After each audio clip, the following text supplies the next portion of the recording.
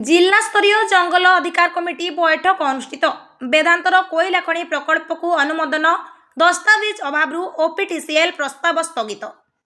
झारसुगुड़ा जिलापाल श्री कुणाल मोतीराम चौहान अध्यक्षतार आज जिलापाल कार्यालय कॉन्फ्रेंस हॉल ठारे जंगल अधिकार आईन 2006 संपर्कित जिला स्तरीय कमिटी बैठक अनुष्ठित हो जिला मंगल अधिकारी संयोजन आयोजित यह बैठक में जंगल जमीर अणजंगल व्यवहार एवं व्यक्तिगत जंगल अधिकार दाबी संपर्क में गुरुत्वपूर्ण आलोचना करा जायथिला। बैठकर निष्पत्ति अनुसार वेदांत कंपानीर कुदालोई नॉर्थ कोयला खनि प्रकल्प पर जंगल जमी व्यवहार प्रस्ताव को कमिटी पक्षरु अनुमोदन प्रदान करा जायछि।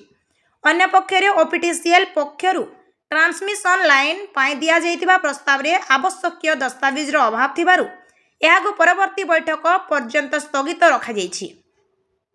सेहीपरि किरमिरा और लखनपुर ब्लॉक 64टी व्यक्तिगत जंगल अधिकार दाबी क्षेत्र में पूर्वर किछि वैषयिक त्रुटि परिलक्षित होइतिला, जेउथिपाई जमी स्वत्वलिपि संशोधन रे समस्या उपजुथिला। एहाको दृष्टि रखी प्रशासन पक्षरु निष्पत्ति निया जायछि जे जेउ हिताधिकारी माने प्रकृत में जंगल जमी दखल रे नाहांती सेमानंको दाबी को नाकच करा जिवो। आगामी दिन में जंगल अधिकार आईन अनुसार समस्त दाबीर पुंखानुपुंख जांच करा जाई विहित पदक्षेप ग्रहण करा जिवो बोली जिलापाल निर्देश दैछंती। झारसुगुड़ारू घनश्याम पढ़ियारी रिपोर्ट ओडिया भास्कर।